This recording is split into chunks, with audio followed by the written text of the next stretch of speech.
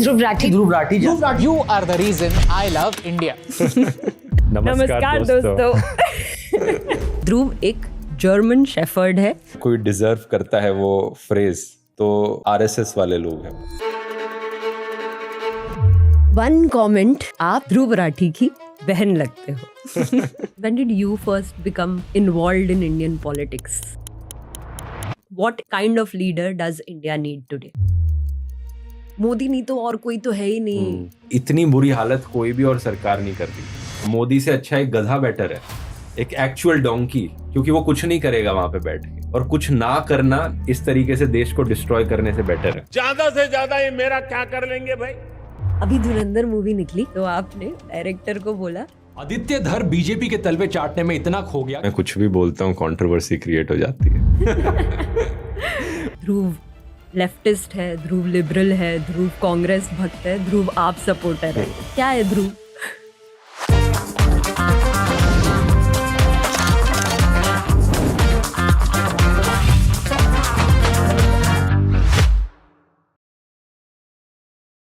One comment जो आप सब मेरी वीडियोस के नीचे लिखते हो वो है कि आप ध्रुव राठी की बहन लगते हो।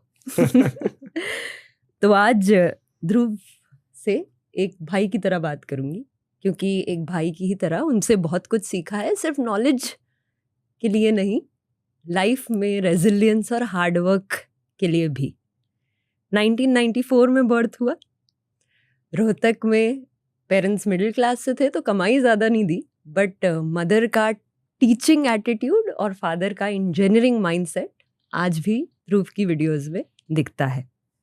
आज भी वो 8th क्लास का बच्चा दिखता है जिसे सिर्फ वेबकैम नहीं मिला था, वीडियो बनाने का जज्बा भी मिला था। आपने पूरा वीडियो देखा है वो वाला? एक ही वीडियो में तो आपने अपनी लाइफ की बात की है। और ध्रुव के आज 30 मिलियन सब्सक्राइबर्स हैं। आसान नहीं है, एंटरटेनमेंट में व्यूज फिर भी आ जाते हैं, बट एजुकेशन को मासी बनाना इज डिफिकल्ट। आज कई सारे यूट्यूबर्स हैं, पर 11 साल पहले इसे शुरू करने के लिए thank you Dhruv, and thank you for being here, thank you for doing my this pleasure. With learn our aim is कि हम भारत के हर डिस्ट्रिक्ट से क्रिएटर क्रिएट करें। तो अगर आपको इस कॉन्वर्जेशन से कुछ इन्फॉर्मेशन मिलती है, कमेंट में ज़रूर लिखना, और ध्रुव को थैंक यू भी बोलना ये करने के लिए। Thank you Dhruv. Why did you से यस टू दिस? आप यूजुअली ये नहीं करते हो। I like your channel a lot, like the work you do. I think, are you from a journalist background? हाँ, ये अच्छा क्वेश्चन है। ना? जर्नलिस्ट कैसे डिफाइन करते हो? I feel like you adhere to those values first and foremost, and then you make your content.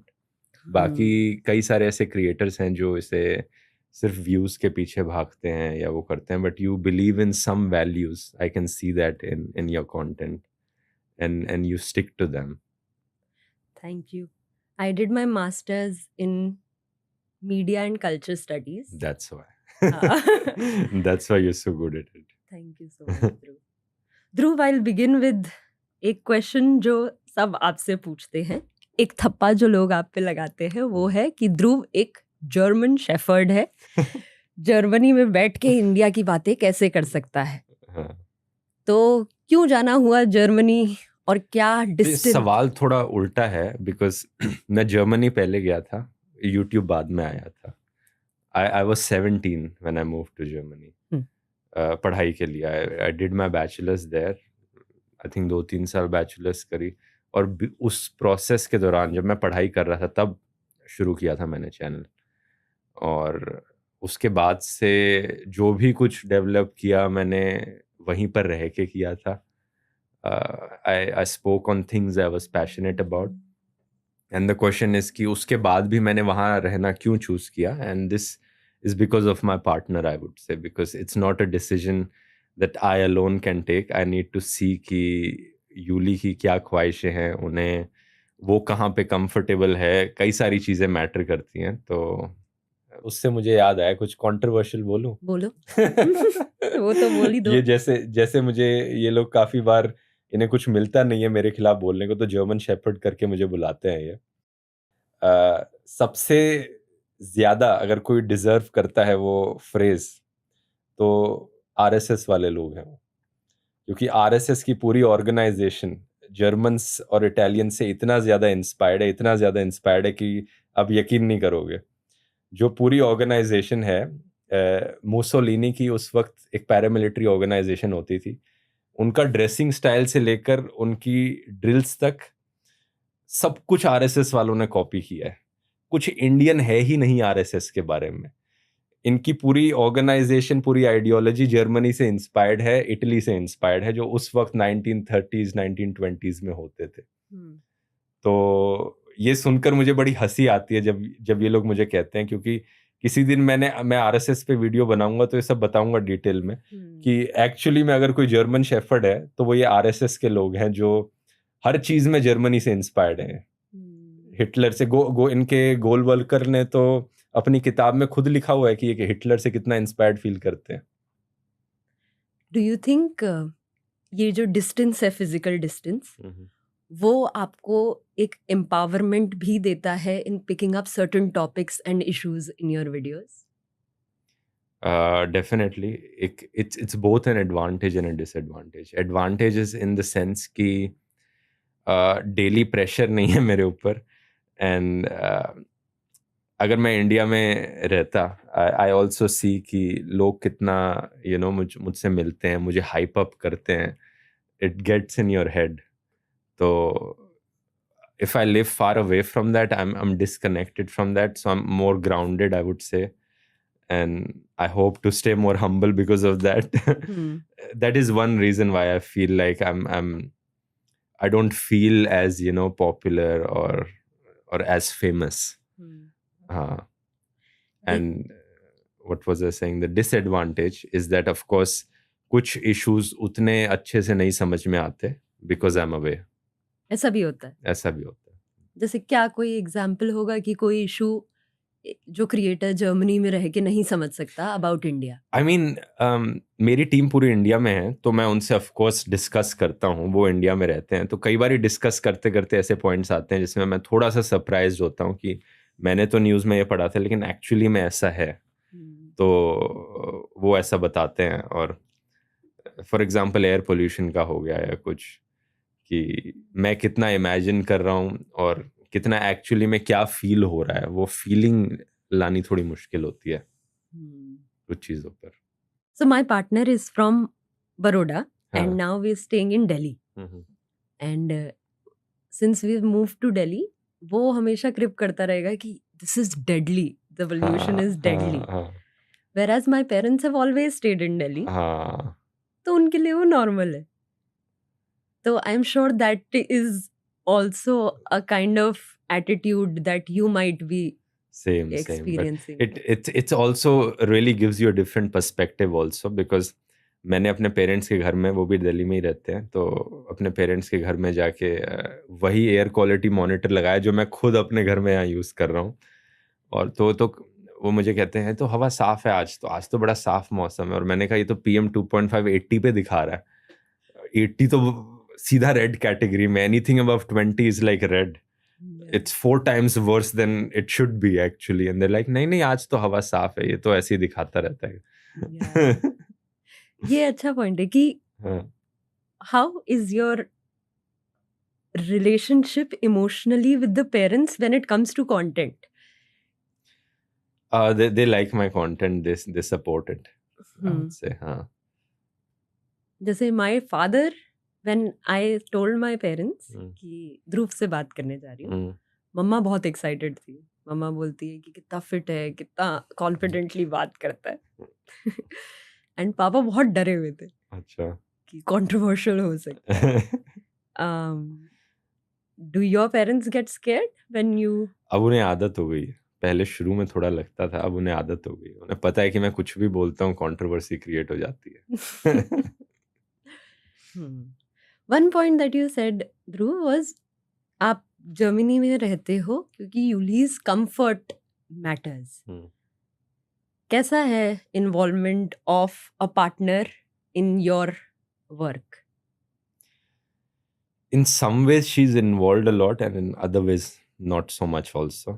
Like she's involved in the sense of, you know, helping me film sometimes, and vlogs में बहुत ज़्यादा यूली मदद करती है, but the main channel work, like, she's not that involved. Like, she's not, she doesn't, she understands and knows a lot about Indian politics, but she's not that involved in it. हाँ. अभी धुरंधर movie निकली तो आपने उसके director को बोला कि वो बीजेपी का चाटुकार प्रोपेगेंडिस्ट है। ये सिमिलर True. चीज एनिमल मूवी के वक्त भी हुई थी, प्रोपेगेंडा फिल्म बोला गया था। एनिमल को प्रोपेगेंडा नहीं बोला था मैंने, आई थिंक मिसोजिनिस्ट और हाइपर वायलेंट फिल्म बोला था कि जो वैल्यूज वो प्रमोट कर रही है वो सही नहीं है। तो क्या मैं ये बोल सकती हूँ अल्फा मेल या फिर अल्फा? एग्जैक्टली, हाँ, वो चीज़ें प्रमोट कर रही थी। दोनों का क्रिटिसिज्म अलग पॉइंट्स पर था। आई थिंक धुरंधर वाला criticism is more about politics, कि ये एक प्रो बीजेपी फिल्म है। बीजेपी का पॉलिटिकल स्लोगन जो है कि ये नया भारत है, घर में घुस के मारता है, किसी पॉलिटिकल पार्टी का पॉलिटिकल स्लोगन अपनी फिल्म में यूज कर लेना इस तरीके से, और पुरानी सरकारों को गद्दार दिखाना, एंटी नेशनल दिखाना, it's purely a political propaganda, I would से।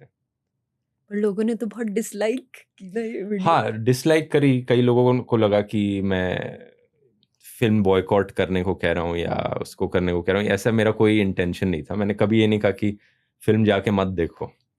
और कुछ लोग फिर कंपेयर करने लग गए कि देखो 1000 करोड़ कमा लिए इसके वीडियो के बाद।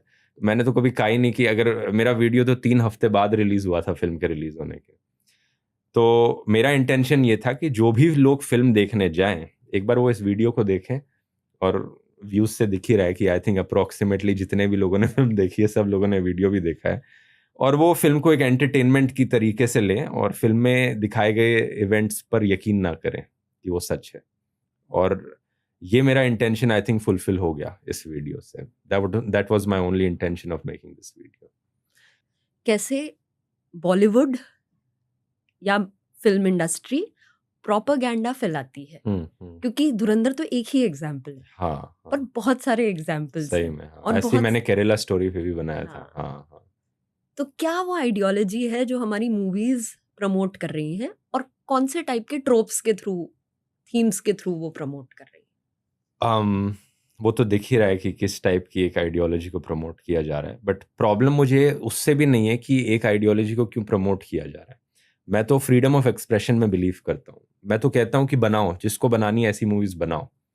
लेकिन प्रॉब्लम ये है कि सिर्फ एक ही साइड की मूवीज अलाउ की जा रही हैं। दूसरी साइड की मूवीज बिल्कुल भी, मतलब सितारे जमी पर रिलीज हो रही है, एक कंप्लीटली नॉन पॉलिटिकल फिल्म। उसमें भी कहा जा रहा है कि नहीं, पहले डिस्क्लेमर उसके वीडियो के शुरू में एक प्रधानमंत्री मोदी का कोट डालो। वहां पे भी बीजेपी को प्रमोट करने को फोर्स किया जा रहा है। तो ये सेंसर बोर्ड की तरफ से, सेंसर बोर्ड एक तरीके से बीजेपी के आर्म की तरह बिहेव कर रहा है, और जितनी भी फिल्में रिलीज हो रही हैं उन सब में जबरदस्ती करी जा रही है कि इसमें भी प्रो बीजेपी कुछ डालो, कुछ ना कुछ डालो जिसमें मोदी की तारीफ हो रही हो या बीजेपी की तारीफ हो रही हो। और कोई भी ऐसी चीज जिसमें थोड़ा सा भी अगेंस्ट हो जाए उन फिल्मों को रिलीज ही नहीं करने दिया जाता। एक पंजाब 95 आई थिंक फिल्म है, उसे रिलीज नहीं करने दिया जा रहा है। और बहुत सारी हैं। आई थिंक ये तो वो हैं जो दिख रही हैं। कई सारे फिल्म डायरेक्टर्स और फिल्म इंडस्ट्री के लोग मुझसे बात करते हैं, पर्सनली बात करते हैं, पब्लिकली नहीं बोलते। तो वो बताते हैं कि कैसे वो ये फिल्म बनाना चाह रहे थे लेकिन पूरा प्रोजेक्ट ही शेल्फ हो गया इस चीज़ की वजह से। बहुत सारी फिल्में बनने से पहले ही उन्हें रिजेक्ट कर दिया जाता है क्योंकि प्रोड्यूसर्स को लगता है कि सेंसर बोर्ड इस फिल्म को रिलीज ही नहीं होने देगा। यहाँ पर दिक्कत आती है। तो in that sense Dhurandhar film से कोई भी प्रॉब्लम नहीं होती मुझे अगर इस टाइप की एंटी बीजेपी फिल्म्स भी अलाउड होती सिनेमा हॉल में रिलीज होनी। और ये चीज पर एडिंग टू दैट मेरे को ये भी लगता है कि ये चीज हमेशा से रही है कि एक इंडिया वर्सेस द अदर, या फिर बॉर्डर, एक मैस्कुलिन नेशन दिखाना, पाकिस्तान चाइना को के कंप्लीटली अगेंस्ट हो जाना। इंडिया अपनी आइडेंटिटी डिराइव करता है एक वॉर नेशन होने से। आई थिंक गवर्नमेंट चाहती है कि इंडिया आइडेंटिटी डिराइव करे इस चीज से। लेकिन लोगों को इतना मतलब नहीं है इन चीजों से। आम लोगों को इतना कोई मतलब नहीं है चीजों से। I agree. ये भी एक नैरेटिव है हाँ कि आप इस चीज के बारे में केयर करो, एग्जैक्टली जबकि इश्यूज बहुत सारे हैं हाँ, हमारे कंट्री हाँ। में। एक एनिमल मूवी पे क्या था, एनिमल मूवी को बोला कि ये बहुत अल्फा मेल नैरेटिव दिखाती है। तो प्रॉब्लम ये थी कि जो फिल्म का हीरो है उसे क्या क्या चीजें करते हुए दिखाई गई हैं, कि किस तरीके से वो औरतों को ट्रीट कर रहा है, किस तरीके से औरतों के सामने बिहेव कर रहा है। और उसमें भी कोई इतनी बड़ी प्रॉब्लम नहीं होती अगर फिल्म में ये दिखाया जाता कि उसे इसका कॉन्सिक्वेंस बेयर करने को मिल रहा है। और ये फिल्म में कहीं ना कहीं ये दिखाया जाता कि ये हीरो नहीं था फिर। लेकिन फिल्म के डायरेक्टर ने जो बाद में अपनी स्टेटमेंट्स दी और बाद में जो फिल्म के बारे में इंटरव्यूज के दौरान कहा, बार बार इसे एज ए हीरो पोर्ट्रे करना और उनका खुद का माइंडसेट जो है वो प्रॉब्लमैटिक है यहाँ पे। एग्जैक्टली। जब फिल्म्स पे वीडियोस बनाते हो, फिल्म्स को क्रिटिक करते हो, तो क्या बैकलैश ज्यादा आता है? ज्यादा आता है फॉर सम रीजन। लोग फिल्म्स को लेकर ज्यादा पैशनेट हैं एज कम्पेयर टू पॉलिटिक्स। मतलब एक मुझे याद है KGF 2 के ट्रेलर पे रिएक्ट करते हुए मैंने एक वीडियो बनाया था। उस वीडियो से जितनी गालियां मुझे मिली थी ना, आज तक किसी और वीडियो से नहीं मिली, किसी और वीडियो से नहीं मिली। कितना भी पॉलिटिकल वीडियो कोई ना कोई कुछ बनाया हो मैंने, तो पता नहीं लोग फिल्म को लेकर, अपने फिल्म के हीरोज को लेकर कुछ ज्यादा ही इमोशनल है इंडिया में। हाँ, ये चीज आपने भी कही कि आप इंडिया में नहीं रहते हो क्योंकि हम्बल फील कर पाते हो बाहर रह के। हाँ। एक हीरो वर्शिपिंग जो इंडिया में हाँ। कॉमन है, और ये सिर्फ नॉर्थ इंडिया ही नहीं, साउथ इंडिया में तो और भी ज्यादा हाँ। कॉमन है। इस पॉडकास्ट को शूट करना ना इजी नहीं था क्योंकि बहुत सारे पैसे खर्च हुए। इसे हमने रिकॉर्ड किया दुबई में, तो फ्लाइट का खर्चा था, स्टूडियो को बुक किया, होटल बुक किया। जब मैंने वीडियोस बनाना शुरू किया था तब मुझे कोई आइडिया नहीं था कि इतने पैसे लगेंगे, क्योंकि मैं तो अपने कमरे से ही रोज एक रील डाल देती थी पर पैसे नहीं कमा पाती थी। तब मेरे बेस्ट फ्रेंड लोकेश ने बोला चल साथ काम करते हैं। ऐसे वो मेरा को फाउंडर बना और आज वो सिर्फ मेरी सैलरी नहीं देता, मेरी 40 लोगों की टीम की सैलरी भी देता है। हर महीने कई सारी ब्रांड डील्स लेके आता है और अब वो ला रहा है अपनी पहली live workshop, make money from content. इसमें हम आपको बताएंगे कि कैसे हम पैसे कमाते हैं फ्रॉम मेकिंग वीडियोस, और अपनी ब्रांडेड स्क्रिप्ट्स फ्री में आपको देंगे। तो अभी ज्वाइन करो from the link in the description, क्योंकि पहले 100 स्टूडेंट्स को मिलेगा एक स्पेशल डिस्काउंट। शाहरुख खान को भी आपने नहीं छोड़ा था? छोड़ा नहीं, लोग बहुत ज्यादा बहुत एग्जैजरेट कर देते हैं इंस्टाग्राम पे कि उसने ये डेरोगेटरी वर्ड्स यूज कर रहे हैं शाहरुख खान के खिलाफ। तो इस वीडियो में कुछ ऐसा है नहीं। मैंने बस एक सवाल पूछा है शाहरुख खान से और बड़े पोलाइटली पूछा है। कोई अब्यूजेस का यूज नहीं किया मैंने, कोई ऐसा नहीं किया कि मैं जबरदस्ती कंट्रोवर्सी क्रिएट करना चाह रहा हूँ। आई जेन्युइनली फील, जो मैंने सवाल पूछा है कि क्यों शाहरुख खान ऐसा क्यों कर रहे हैं, समझाओ जरा। और इस पे एक फॉलोअप भी बनता है वैसे, क्योंकि शाहरुख खान के फैंस कई बारी हर जगह रिप्लाई देते हैं कि उनका कोई पुराना वो कोट है कि अगर पान मसाला इतना ही बुरा है तो सरकार क्यों नहीं बैन कर देती पान मसाला को। हाँ, मतलब खुद की कोई पर्सनल रिस्पॉन्सिबिलिटी है या नहीं है, हर चीज सरकार के उस पर ही रहकर करोगे। मतलब दुनिया के, देश के नंबर 1 सुपरस्टार बन गए हो और फिर भी आप सरकार की तरफ देख रहे हो कि भाई सरकार सही करे इस चीज को, मेरी कोई रिस्पॉन्सिबिलिटी नहीं है। मुझे लगता है हर एक बंदे की रिस्पॉन्सिबिलिटी है, और अगर आपका इतना स्टेटस है सोसाइटी में, you are the number 1 superstar, तो आपकी तो रिस्पॉन्सिबिलिटी और भी ज्यादा है। वो डायलॉग है ना, with great power comes great responsibility. तो जितने ज्यादा आपका स्टेटस ज्यादा है सोसाइटी में, आपकी पावर ज्यादा है, उतनी ही ज्यादा आपकी रिस्पॉन्सिबिलिटी भी है। तो वो अपनी रिस्पॉन्सिबिलिटी से दूर भाग रहे हैं बहाने देकर शाहरुख खान। और एक और उनका कोट है जो लोग कई बार वो दिखाते हैं। एक वीडियो में उन्होंने कहा था कि पहले अमीर बन जाओ फिर फिलोसोफर बनना। Don't become a philosopher before you become rich. तो मैं भी शाहरुख खान से पूछना चाहूंगा, भाई और कितना अमीर बनना है आपको?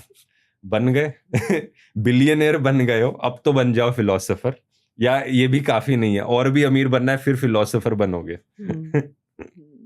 इस चीज को थोड़ा सा कॉम्प्लिकेट करती हूँ। मैं बोलती हूँ कि जैसे व्हेन आई थिंक अबाउट पान मसाला या फिर अल्कोहल या फिर सिगरेट, मेरे को थोड़ा ग्रे जोन पर्सनली इसलिए लगता है क्योंकि कई सारे लोकल अल्कोहल्स हैं इंडिया में जो कि लोगों के एवरीडे कंजम्पशन का पार्ट है, but at the same time वो हेल्थ को इम्पैक्ट करता है। तो आप कैसे एक चीज को गुड और बैड की तरह डिफाइन करते हो? आई थिंक पान मसाला का तो क्लियर है, उसमें तो कुछ नहीं है। तो यहाँ तो पान मसाला की बात हो रही है। आई थिंक अल्कोहल पे मैं गया भी नहीं अभी। अल्कोहल जैसा आपने कहा थोड़ा सा ग्रे एरिया में आ जाता है क्योंकि कई सारे कल्चर्स का हिस्सा है अल्कोहल, और वहां पे बस लोगों को समझाया जाना ज्यादा जरूरी है। लेकिन ये तो कॉर्पोरेट कल्चर को मैं क्रिटिसाइज कर रहा हूँ यहाँ पे, जो इंडस्ट्रीज बन गई है इनके ऊपर पूरी की पूरी, और लोगों का बिहेवियर चेंज करने की कोशिश की जा रही है इन इंडस्ट्रीज के द्वारा कि बार बार ऐड दिखाते रहो ताकि लोगों को लगे मुझे भी ट्राई करना है, ये क्या चीज है। उस पॉइंट को मैं ज्यादा क्रिटिसाइज कर रहा हूँ यहाँ पे। हाँ, मतलब आप ऊपर से देख रहे हो उस लेंस को, हाँ, रादर देन मतलब आप टॉप पंचिंग अप कर रहे हो इस इशू में। नहीं तो अल्कोहल पे भी मैंने वीडियो बनाया है, लेकिन उसमें वो एक जनरल अवेयरनेस के टाइप पे है। वहां पे लोगों को समझाना जरूरी है कि ये आपकी हेल्थ के लिए खराब चीज है, आपको नहीं पीनी चाहिए। हाँ, वो कंप्लीटली एक सेपरेट टॉपिक आ जाता है। एक चीज आपने बोली कि इस वीडियो पे आपने बहुत पोलाइटली बोला है। हाँ, आप कैसे बोलना चाहते हो और ऑडियंस उसको कैसे लेती है? ये चीज हम मीडिया में बहुत पढ़ते थे। हाँ, कि media can be interpreted in any number of ways depending upon किसकी कहाँ पे कौन क्या बेस्ड है, क्या अपब्रिंगिंग रही है, उनके लाइफ कैसी है। So how do you deal with that dilemma कि मैंने तो बना दिया, अब लोगों ने कैसा लिया वो उनके ऊपर है, ऐसी सोच है या फिर? नहीं, ऐसी सोच भी नहीं है, क्योंकि हमेशा ये सोचना होता है कि लोग कैसे उसे परसीव करेंगे। तो थोड़ा तो ये दिमाग में रहता ही है कि लोग कैसे परसीव करेंगे। कि मैं कभी अब्यूजेस यूज नहीं करता हूँ किसी भी वीडियो में, और ये वीडियोस की बात ही नहीं है। मैं जेन्युइनली बिलीव करता हूँ कि अब्यूजेस नहीं यूज करनी चाहिए डेली लाइफ में। तो मैं कभी भी, आप मुझे बाहर भी कभी मिलोगे, मैं कभी गालियां नहीं देता हूँ किसी भी चीज को लेकर, मस्ती में भी नहीं। तो वही एटीट्यूड मैं यहाँ फॉलो कर रहा हूँ, और आई थिंक मैं, लेकिन इस चीज को हमेशा कंसिडर करके रखता हूँ कि लोग उसे कैसे परसीव करेंगे जो मैं बोल रहा हूँ। तो कुछ एग्जाम्पल्स के थ्रू बता सकते हो कि कभी ऐसा सोचा होगा कि ये लाइन को मैं ऐसे बोल देता हूँ, या फिर ये वर्ड यूज नहीं करता हूँ, या फिर इस टॉपिक पे इस एंगल से वीडियो बनाता हूँ? नहीं, बहुत बार सोचा है, तो बहुत बार सोचा है कि एग्जैक्टली मैं कैसे बोलूँ उस चीज को, ताकि उसका कोई गलत मतलब ना निकाल सके। इस पर तो टीम से बहुत देर तक बात होती है। मैं टीम के बाकी मेंबर से भी सजेशन लेता हूँ कि क्या ये तरीका सही है बोलने का, या थोड़ा टोन डाउन किया जाए, या थोड़ा टोन अप किया जाए। हम काफी चर्चा करते हैं इसके बारे में। हाँ, कोई एक चर्चा के अंदर लेके जाओगे हमको, किसी एक पर्टिकुलर टॉपिक या लाइन पे अगर कोई डिस्कशन हुआ हो रिसेंटली? धुरंधर वाला वीडियो ही ले लो। मैंने काफी देर तक डिस्कशन करी थी टीम से कि क्या आदित्य धर को बीजेपी का चाटुकार प्रोपेगेंडिस्ट बोलना चाहिए या नहीं बोलना चाहिए। हाँ, तो काफी सोचा हमने अलग अलग एंगल से इस चीज को, लेकिन फिर फाइनली फैसला लिया कि बोलते हैं।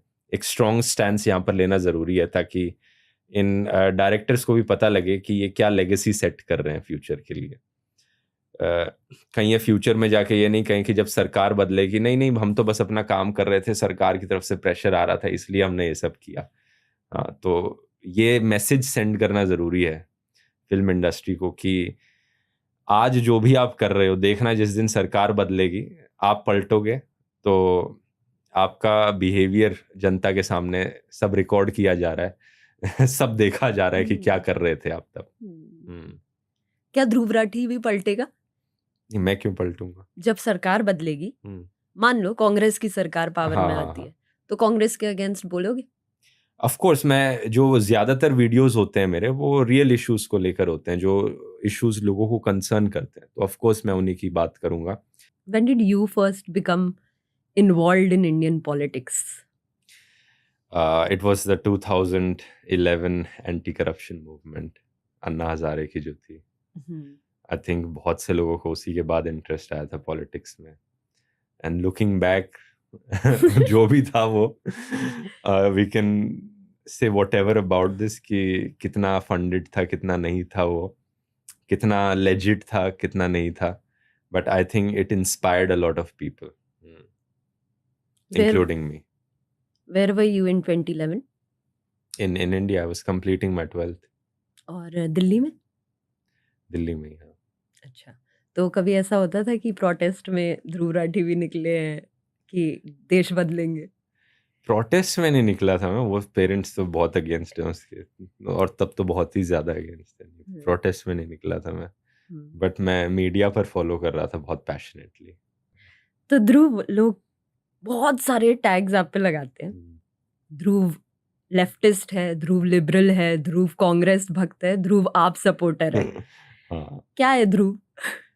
तो कुछ वैल्यूज हैं मेरी जिनमें मैं बिलीव करता हूँ, and these values are more aligned to you know some political parties and others, obviously because हमें दिखता ही है कि एंड आई वुड से कि मैं ओपनली कहता हूँ कि I believe in these things, one of which is rationalism, promoting scientific temper. Second is liberty, supporting freedom of expression and inclusivity. And third is tolerance and coexistence. There are some values which I believe in. अब जिन लोगों को ये नहीं पसंद आती तो वो मुझे ट्रोल करने के लिए कभी ये कहते हैं कांग्रेसी, या फिर आई थिंक जस्ट टू अपनी ईगो को सेटिस्फाई करने के लिए वो कहते हैं कि he must be funded by some party, कहीं जॉर्ज सोरोस फंड कर रहा होगा, चाइनीज पार्टी फंड कर रही होगी, बट द ट्रूथ इज कोई फंड नहीं कर रहा है मुझे. इनफैक्ट जो ये चीज़ लोग कह रहे हैं उनकी फंडिंग देखोगे तो बहुत सारी चीज़ें निकल कर आएंगी. आज ही की खबर है, चाइनीज कम्युनिस्ट पार्टी के डेलीगेशन आरएसएस से मिल रही है. तो किस बेसिस पर मिल रही है? वो एक आरएसएस खुद को एक एनजीओ कहती है, तो चाइनीज कम्युनिस्ट पार्टी के लोगों से क्यों मिलना चाहेंगे? क्या वहां पे कुछ भी एलिगेशंस लगाए जा सकते हैं? हम देखो, और मेरा तो कभी किसी से मुलाकात नहीं हुई है मेरी. तो कौन सी पार्टी है अभी जो ये तीन जो ध्रुव राठी की मॉरल्स है उनसे अलाइन करती है? आई थिंक पार्टीज ऊपर से कहती कुछ है, लेकिन जब एक्चुअली में इलेक्शंस का टाइम आता है तो वो करती कुछ और है. और ये सभी पार्टीज के लिए एप्लीकेबल है. And one big reason is because ये जो वैल्यूज हैं ये इंडियन पॉपुलेशन में एज अ होल इतनी ज़्यादा प्रोमिनेंट नहीं है. For example scientific temper, I am an atheist, I don't believe in any religion. लेकिन अगर कोई पॉलिटिशियन कल को उठ के कहे कि मैं किसी धर्म में नहीं मानता हूँ, मैं एथिस्ट हूँ, आई थिंक वो इलेक्शन जीत ही नहीं सकता. आज के दिन आई थिंक कोई एथिस्ट पॉलिटिशियन इलेक्शन जीतना it's next to impossible, I feel like, right? And that's why parties say something and do something else, because they know कि इन चीज़ों पर वोट नहीं मिलने हैं हमें. बट आई नो कि सम लीडर्स, उनकी बातों से पता लग जाता है वो किन वैल्यू से ज्यादा अलाइन करते हैं पर्सनली. तो अभी कौन सी ऐसी पार्टी है जो करते हो जिससे जो लगता है एटलीस्ट होप है कि जब तक इलेक्ट नहीं होगी तब तक तो? मैं ऐसे किसी पार्टी का नाम नहीं लूंगा आई थिंक, क्योंकि कुछ भी हो सकता है कल को. There so many things in politics. आप देखते हो कि कभी किसी की अलायंस टूट गई, कभी कोई किसी के साथ जाके जुड़ गया, कभी कोई बंदा किसी पार्टी से निकल के किस में चला गया. सबके कुछ के पर्सनल मोटिव्स हैं, कुछ के आइडियोलॉजिकल मोटिव्स हैं. तो ऐसे किसी एक पार्टी के पीछे अपना सपोर्ट दे देना ठीक नहीं लगता मुझे. ठीक है, I agree to your point कि एक एथिस्ट शायद पॉलिटिकल लीडर इंडिया में आज नहीं आ सकता. आज नहीं आ सकता, शायद 20 साल बाद 30 साल बाद हो सकता है शायद.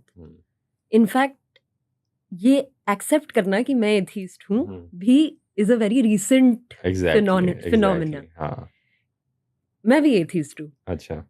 बट कई बार जब हम लोग ऐसी वीडियोस बनाते हैं कि इस रिलीजन में ये फूड हैबिट्स होती है, फॉर एग्जाम्पल हमने वीडियो बनाई कि हिंदू सिर्फ वेजिटेरियन नहीं खाते. कई टेम्पल्स हैं इंडिया में जहाँ पे नॉन वेज अलग अलग टाइप का प्रसाद मिलता है. तो then people get very very touched, affected.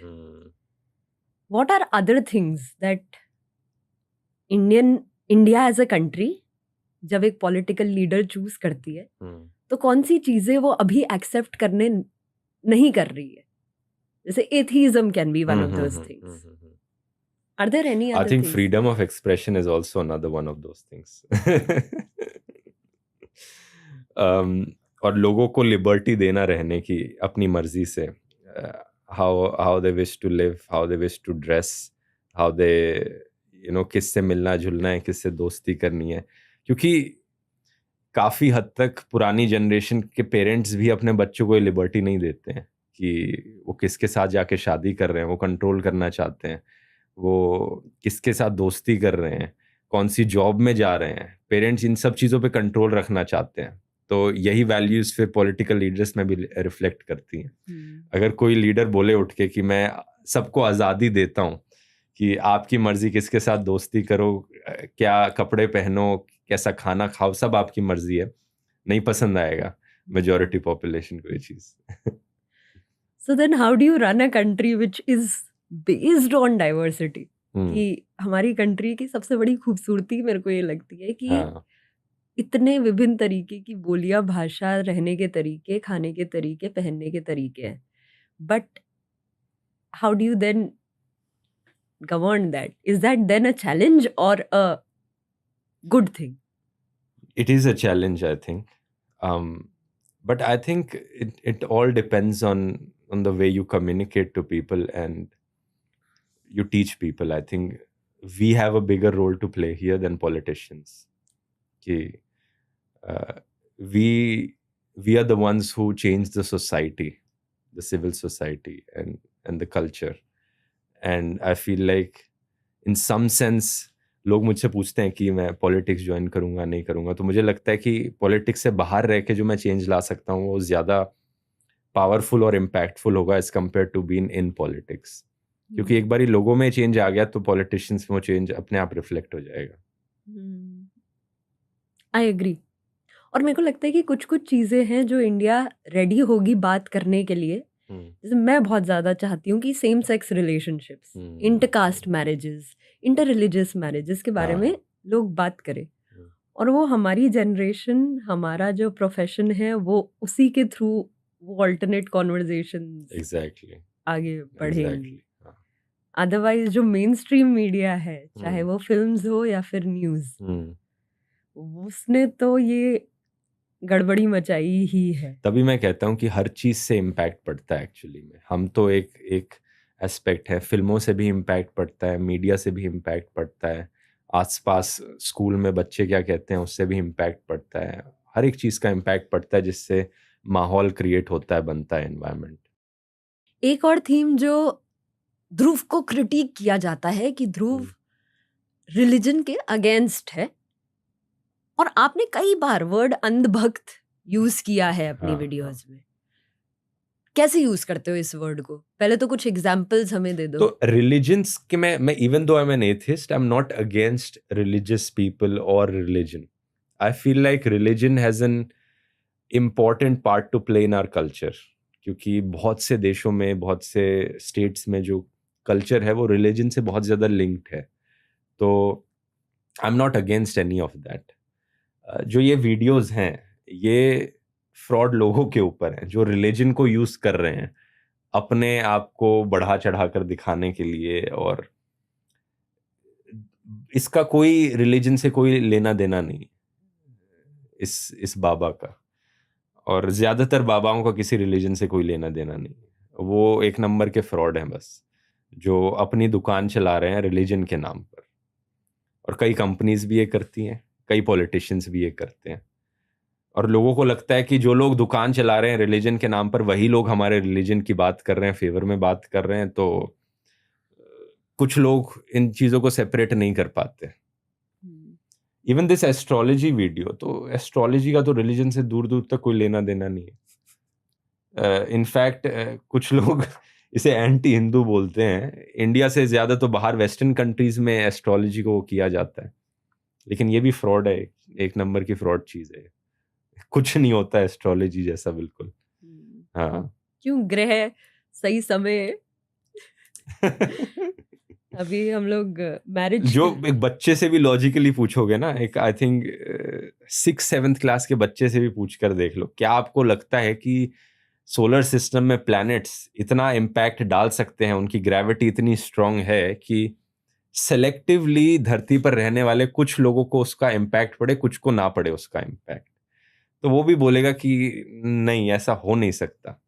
लेकिन फिर भी बूढ़े बूढ़े लोग, एडल्ट्स इसमें बिलीव करते हैं, पढ़े लिखे लोग इन चीज़ों में बिलीव करते हैं, क्योंकि वो सहारा ढूंढ रहे हैं कि मुझे लाइफ में कहीं ना कहीं से कोई गाइडेंस मिल जाए। तो कोई एस्ट्रोलॉजी के पीछे भागता है, कोई इन फ्रॉड बाबाओं के पीछे भागता है। ये प्रॉब्लम अभी मैं खुद फेस कर रही हूँ। हाँ इस साल हमारी शादी की प्लानिंग कर रहे हैं, हाँ तो जो डेट मेरे को चाहिए हाँ वो अशुभ डेट है। चलो वो तो छोड़ो, हाँ, हम हाँ। दोनों 4 साल से साथ हैं, पर अब शादी की बात आ रही है तो कुंडली ग्रह मिलाए जा रहे हैं। ओह, अच्छा, थैंकफुली आई थिंक मेरे पेरेंट्स ने सब नहीं किया था। और तो क्योंकि बहुत स्ट्रॉन्ग बिलीफ है कि समहाउ प्लेनेट कहाँ थे जब मैं पैदा हुई, हाँ हाँ वो इम्पैक्ट करेंगे उस लड़के की लाइफ। ठीक है ध्रुव, एक तो हाँ। आपको हिंदू लोग कहेंगे कि हम्म। आप एंटी रिलीजन हो, एंटी हिंदुइज्म हो, क्योंकि आप ये वीडियोस बनाते हो। हाँ। लेकिन एज एन एथीस्ट मेरा आपसे ये सवाल है कि आप अपने आप को एथीस्ट कहते हो, फिर हाँ। भी आपने एक वीडियो बनाई है और कई वीडियोस बनाई हैं जिसमें आप lessons that you can take from Ramayana या फिर Yes. रिलीजियस स्क्रिप्चर्स हम्म। भी दिखाते हो। तो ये कैसा एथीस्ट हुआ जो नहीं, तो जैसा मैंने कहा, स्ट्रांगली बिलीव कि religion is a part of our culture and it is something that should be celebrated. It is something that should be you know, included in our society in some ways. तो मैंने बस लोगों को ये कहने की कोशिश करी है कि इन चीज़ों में लिटरली मत यकीन करो, बल्कि इनसे सीख लो जो चीज़ें आप इनसे सीख सकते हो। हाँ, एंड पर्पस इसके पीछे भी वही है कि जो लोग जो बाबा हैं, जो पॉलिटिशियंस हैं, जो कंपनीज हैं, रिलीजन के नाम पर अपना धंधा चला रहे हैं, आप अगर इन चीज़ों को थोड़ा और गहराई से समझ पाओगे तो उनसे बेवकूफ़ नहीं बनोगे आप। पर्पस इन तीनों वीडियो के पीछे सेम है। पर अगर आप एक रिलीजन को सेलिब्रेट करते हो तो आप उसे प्रमोट भी तो कर रहे हो। in the cultural sense I would say not. Okay. हाँ, क्योंकि होली भी हम सेलिब्रेट करते हैं, दिवाली भी सेलिब्रेट करते हैं। तो आप वो एथीस्ट हो जो रिलीजन को कल्चरल एस्पेक्ट से फॉलो करेगा, बट कुछ जो नॉर्म्स हैं उनको शायद नहीं अपनाएगा। हाँ हाँ, but it's more than that. Even architecture for example, कि जो इंडिया का हिस्टोरिकल आर्किटेक्चर है, कभी मुगल से इंस्पायर्ड है, तो कभी पास्ट हिंदू किंगडम से इंस्पायर्ड है। तो I believe in preserving all those also, you know. I believe कि तो बहुत ज़्यादा इंटरलिंक्ड है रिलीजन कल्चर से। हाँ, एंड आई बिलीव कि अगर सब कुछ एलिमिनेट कर दिया तो एक बहुत ही खराब डिस्टोपिया बन जाएगा वर्ल्ड। अगर सारे हमने रिलीजियस सिंबल्स हटा दिए, हर चीज़ से फेस्टिवल्स में यकीन करना बंद कर दिया, ड्रेसिंग स्टाइल, ये सब कुछ, फ्लेवर ख़त्म हो जाएगा दुनिया से। ये मेरा भी एक पर्सनल डिलेमा रहता है कि मैं बोलती हूँ कि रिलीजन एंटी विमेन है बहुत, हाँ, लेकिन फिर मैं देखती भी हूँ कि मेरी ही मदर या फिर a lot of women derive their sense of comfort exactly and answers to this world through religion. That's true. और मैं पर्सनली एथीस्ट मानती हूँ, बट दिवाली में जब घर वाले मिलते हैं तो अच्छा लगता है। हाँ हाँ, सो आई एग्री विद यू कि कल्चर और रिलीजन बहुत मिक्स्ड है। रिलीजन के कुछ एस्पेक्ट्स हैं जो कि हम कैरी कर सकते हैं फॉरवर्ड। एग्जैक्टली। एक और फैसिनेशन, जब थीम्स की बात करते हैं, हाँ, तो एक फैसिनेशन जो ध्रुव का है वो है biggest mysteries of this world. हाँ हाँ, कहाँ से आया ये फैसिनेशन? जेन्युइनली मैं इन चीज़ों में काफ़ी इंटरेस्ट था मेरा बचपन से। हाँ, मैं काफ़ी नेट जियो, डिस्कवरी चैनल ये बहुत देखा करता था। हाँ अब फील होता है मैन वर्सेस वाइल्ड जैसा। हाँ, अब फील होता है थोड़ा बहुत। ग्रिल्स। बट काफ़ी वीडियोस इनमें से आई थिंक बहुत इंस्पायरिंग भी हैं, जैसे कि ये मिस्ट्री ऑफ फ्लाइट 571 वाला। It's titled as like a mystery video, but I feel ये एक रियल स्टोरी है जो वीडियो देखने के बाद आपको इतनी इंस्पिरेशन और मोटिवेशन मिलेगी कि आई थिंक बहुत ही पॉजिटिव वीडियो है ये। Many of the stories I choose, which are like these, are actually very inspiring and motivational. Interesting. थोड़ा सा इस पे डबल टैप करूंगी हाँ कि जब ध्रुव एक स्टोरी चूज करता है, हाँ ठीक है, उसमें मिस्ट्री वर्ड आ रहा है, हम्म। लेकिन दूसरी लेयर जो आपने ऐड की, इंस्पिरेशन भी है। inspiration, हाँ, because that's the tagline of my channel, explainers that inspire. They inspire you for something or other. तो जैसे अगर मिस्ट्री कोई हुई है जिसका कोई आंसर नहीं है या फिर उसमें इंस्पिरेशन नहीं है, तो ध्रुव नहीं करेगा वो वीडियो। नहीं, ऐसा नहीं है। आई फील लाइक कई कई एस्पेक्ट से मैं देखता हूँ। एक तो कितना इंस्पिरेशनल या मोटिवेशनल कहानी है। अगर किसी की कोई बहुत डिप्रेसिंग एंडिंग होती है तो मैं जनरली अवॉइड करता हूँ उस स्टोरी को चूज करना, क्योंकि मेरा पर्पस ये नहीं है कि एंटरटेन करके लोगों को डिप्रेस्ड फील कराना। लेकिन एक और एस्पेक्ट है scientific temper. I feel like जैसे बर्मुडा ट्रायंगल वाला हो गया या अपोलो 11 मून लैंडिंग वाला हो गया, तो ये तो अपोलो 11 तो चलो वो हो गया कि एक बहुत ही बड़ी कंस्पिरेसी है जिसमें लोग यकीन करते हैं कि अमेरिका कभी मून पर लैंड ही नहीं किया था। तो this is debunking that, this is debunking a myth. Bermuda Triangle में it's also debunking a popular notion कि लोगों को क्या लगता है यहाँ पर है, और साइंटिफिक टेम्पर प्रमोट करना है वुड से। हमारी कंपनी ना काफी यूज करती है AI, but at the same time एक ह्यूमन एआई के रिजल्ट को चेक भी करता है नहीं, ये तो जरूरी है। हाँ, है ना? So what do you think are exact limitations of AI and what are really good assets of AI? Let's talk a little bit I think about. fact checking is actually a very good asset of AI. If you हम AI Fiesta में क्या करता हूँ मैं, script आने के बाद सारे AI मॉडल्स में स्क्रिप्ट अपलोड कर देता हूँ। सब अलग अलग गलतियाँ ढूंढ के निकालते हैं, वहाँ पे एक टेबल बना देते हैं गलतियाँ ढूंढ के, और ये काफ़ी यूजफुल चीज़ है। और किस चीज के लिए एआई फिएस्टा को यूज करते हो इन your content creation journey? Ideation में यूज़ नहीं होता है AI का इतना, क्योंकि जैसे मैंने बताया आइडिएशन के लिए वो एक्सेल टेबल ज़्यादा इंटरेस्टिंग है। सबसे ज़्यादा आई थिंक AI का यूज़ होता है विजुअल्स बनाने में, क्योंकि वो बहुत मुश्किल काम है। AI के पहले एडिटर्स कहते हैं कि अभी हमें तो पता भी नहीं हम कैसे विजुअल्स बनाया करते थे। हाँ, तो वो एक बहुत अच्छा सबसे बेस्ट यूज़ केस वही है, that in fact checking out से। ध्रुव ने एक वीडियो बनाई जिसके थंबनेल पे जानवी कपूर को यूज किया। हाँ, वीडियो एक और कंट्रोवर्सी एक और कंट्रोवर्सी जिसमें लोगों ने बोला कि क्योंकि जानवी ने बोला है कि बांग्लादेश में हिंदूज को मार रहे हैं, इसलिए ध्रुव ने उनके अगेंस्ट वीडियो बना दी है। दो चीज़ों पे मैं इस पे बात करना चाहूँगी। पहली, क्या हुआ था उस इशू में, but more importantly what are the elements that Dhruv thinks about when making a thumbnail of the video? तो ये जो लोगों ने कहा था कि जानवी कपूर ने बांग्लादेशी हिंदूज पर पोस्ट किया, ये उसी दिन किया था जिस दिन वीडियो रिलीज हुआ था, और इस वीडियो को प्रोड्यूस करने में कम से कम 7 दिन लगे हैं। तो ये तो पॉसिबल ही नहीं है कि ऐसा किया जाना उस चीज़ पे।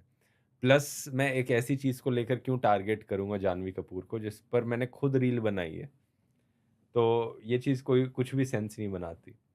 The reason Janhvi Kapoor is on the thumbnail is because I feel like she is one of the most famous actress आज के दिन जिन्होंने एडमिट किया है कि उन्होंने प्लास्टिक सर्जरीज करवाई हैं, और जिनकी प्लास्टिक सर्जरीज बड़े क्लियरली दिखती हैं चेहरे में। इसके अलावा मुझे कोई ऐसा नाम नहीं मिला जो उतना फेमस हो। और ये वीडियो जानवी कपूर को टारगेट कर भी नहीं रहा है। It's more of an educational video जो बता रहा है कि प्लास्टिक सर्जरीज क्या होती हैं, कैसे होती हैं, और उनका समाज पर क्या इम्पैक्ट पड़ता है। और क्या सोचते हो जब जैसे ये थंबनेल में जाह्नवी कपूर की बात होती भी ऑलमोस्ट निल है, हाँ बट फिर भी वो थंबनेल में है। तो थंबनेल की psychology of Dhruv Rathee, it should represent the idea that is in the video. I feel like ये उस आइडिया को रिप्रेजेंट कर रहा है, एक चेहरा। मेरे को ये चीज़ बहुत इंटरेस्टिंग लगती है कि कई बार जिस इंसान को ध्रुव थंबनेल पे दिखाता है उस इंसान की वीडियो में बात बस 2-3 मिनट ही हुई होती है। हाँ हाँ इसका मैं एग्जांपल देती हूँ, हाँ, जैसे हाँ, केबीसी का बच्चा है काफी बार ऐसा हुआ है। है ना, केबीसी वाला बच्चा है, उसकी वो थंबनेल में है पर उसकी बात बहुत कम हुई है वीडियो में। कोलकाता वाली वीडियो में भी, अतुल सुभाष वाली वीडियो में भी सिमिलरली ऐसा ही है। या how do you structure a script Dhruv? तो ये सारे ट्रेंडिंग टॉपिक्स हैं जिन पे लोग चाहते हैं मैं वीडियोस बनाऊं, लेकिन इनके बारे में अपने आप में इनके बारे में बात करने में कुछ ऐसा वैल्यूएबल नॉलेज नहीं मिलेगी लोगों को। तो आई फील लाइक कि उस इशू से एसोसिएटेड जो डीपर इशू है उसके बारे में डिटेल में बात करना ज़्यादा सेंस बनाता है। इसलिए इस माइंडसेट से वीडियोस बनाए जाते हैं कि कुछ नया सीखने को मिले मुझे। तो क्या स्टार्टिंग में उस चीज़ के बारे में बात होगी और फिर हम लोग एक उस टॉपिक को ब्रॉडन करेंगे, या फिर क्या कुछ नंबर ऑफ मिनट्स हैं कि इस इतने मिनट्स नहीं, के लिए? ऐसा कोई हार्ड एंड फास्ट रूल नहीं है। बस स्टार्टिंग में उस चीज़ की थोड़ी बात करेंगे और हम उसके पीछे के डीपर इशू के बारे में बेसिकली लोगों को समझाएंगे। ठीक है। एक क्रिटिसिज्म जो ध्रुव का के लिए आता है लोगों का, वो ये है कि ध्रुव पर्सनल ओपिनियन ज़्यादा देता है, फैक्ट्स कम देता है। हाँ हाँ हाँ। उसको कैसे नेविगेट करते हो? नहीं, मुझे तो ऐसा लगता नहीं कि पर्सनल ओपिनियन, जब भी मैं बोलता हूँ पर्सनल ओपिनियन देता हूँ, मैं बोलता हूँ कि ये मेरा ओपिनियन है या लिखा आता है वहाँ पे, तो इतना तो नहीं है। आई थिंक नहीं है। इतना नहीं है। I think 90% video is always factual. जो ओपिनियन होता है वो तो आई थिंक 1-2 लाइनें ही होती हैं। और एक और जो आता है क्रिटिसिज्म, वो ये रहता है कि ध्रुव कहता है कि वो डेटा की बात करता है, पर कई बार वो वैसे टॉपिक्स ही नहीं उठाता जिसमें डेटा किसी और पार्टी को या फिर किसी और आइडियोलॉजी को सपोर्ट करे। ठीक है। तो ओमिट करता है ध्रुव, वो टॉपिक्स ही नहीं चूज करता जिस हाँ, पे हाँ, हाँ। कोई और। तो इसके लिए मैं कहना चाहूँगा, अगर ये एक सर्कल बनाए हम यहाँ पे, these are all the issues that are going on this week in India. ठीक है, मीडिया अब इनमें से इन सारे इश्यूज की बात कर रहा है और ये ऐसे इश्यूज हैं जिनके बारे में कोई बात नहीं कर रहा है या मीडिया में ज़्यादा बताया नहीं जा रहा है इनके बारे में। अब मेरे पास यहाँ कैपेसिटी है 5-6 वीडियोस बनाने की। अब मैं इनमें से, अब मेरे पास ऑप्शन है कि मैं कौन कौन से चुनूँ इनमें से। या तो मैं ऐसे इश्यूज़ को चुनूँ जो सिर्फ ये 5-6 जो जिनकी कम बात हो रही है, या मैं ऐसे इश्यूज़ को चुनूँ जिनकी ज़्यादा बात हो रही है, या फिर मैं अपने आप को न्यूट्रल दिखाने के लिए बिल्कुल एक एग्जैक्ट बैलेंस ले लूँ इन चीज़ों का, जो कि मेरे लिए तो बहुत आसान है करना, टू बी ऑनेस्ट। अगर मुझे सिर्फ अपनी इमेज की चिंता होती और मुझे इसकी चिंता ना होती कि देश में प्रोग्रेस कैसा हो रहा है, लोगों को किससे मदद मिल रही है, लोगों के जेन्युइन इश्यूज़ क्या हैं, तो मैं यही करता कि 1 महीने में 6 वीडियोज़ हैं, इनमें से 3 टॉपिक्स ऐसे चुन लेता कि जो एंटी बीजेपी हैं, 3 ऐसे चुन लेता जो प्रो बीजेपी हैं, और मेरे लिए तो बहुत अच्छा होता है ऐसा करना। लेकिन ये सही नहीं है मुझे लगता है, क्योंकि ऐसा करने का मतलब है कि एक्चुअल इश्यूज़ हैं जो निगलेक्ट हो जाएंगे, और जो जनता के इश्यूज़ जिनके बारे में कोई बात नहीं करेगा। तो आई फील लाइक क्योंकि मेन स्ट्रीम मीडिया ऑलरेडी उन चीज़ों पर इतना डिटेल में बात किए जा रहा है, सरकार हज़ारों करोड़ रुपए खर्च कर रही है अपना प्रचार करने में, और फिर वो एक्सपेक्ट कर रहे हैं कि मैं भी न्यूट्रल होके कुछ हिस्सा उस प्रचार में लगा दूं, अपना लिमिटेड टाइम का, लिमिटेड 5-6 वीडियोस का। आई थिंक ये देश के लिए अच्छा नहीं है। नहीं, पर्सनली मैं सोचूं तो मेरे लिए अच्छा है, लेकिन देश के लिए अच्छा नहीं है ऐसा करना। ये अच्छा, मेरे को एडवाइस चाहिए इस चीज़ में कि हम लोग को कई बार ये कमेंट्स मिलते हैं हमारी लॉन्ग फॉर्म वीडियोस में कि आप सिर्फ नेगेटिविटी ही दिखाते हो, देश में कुछ अच्छा नहीं हो रहा है क्या? तो फिर मेरे को ऐसा लगता है चलो ठीक है, हमने 2 वीडियोस अगर प्रॉब्लम्स के बारे में बात किया है, तो अब मैं चली जाती हूँ कहीं सुंदर वीडियो बनाने या फिर अच्छा ही दिखाने। हाँ। अगर एक क्रिएटर ऐसा सोच रहा हो तो क्या वो सही सोच है या फिर? मैं भी थोड़ा ब्रॉडली सोचता हूँ इस चीज़ को लेकर, क्योंकि सिर्फ नेगेटिव इश्यूज़ की बात करते जाना थोड़ा सा डिप्रेसिंग हो सकता है लोगों के लिए। तो आई डू फील कि तभी मैं वो इंस्पिरेशनल कहानियाँ और जो चीज़ें लोगों को मोटिवेट करें, जिनसे लोग एक्चुअली में एम्पावर्ड फील हों, वो चीज़ें ज़रूरी हैं। तो मेरे भी ऐसे ढेर सारे वीडियोस होते हैं बीच में जो ये वाले इमोशंस लाएं और लोगों में इंस्पिरेशन जगाएं। And I think both are important.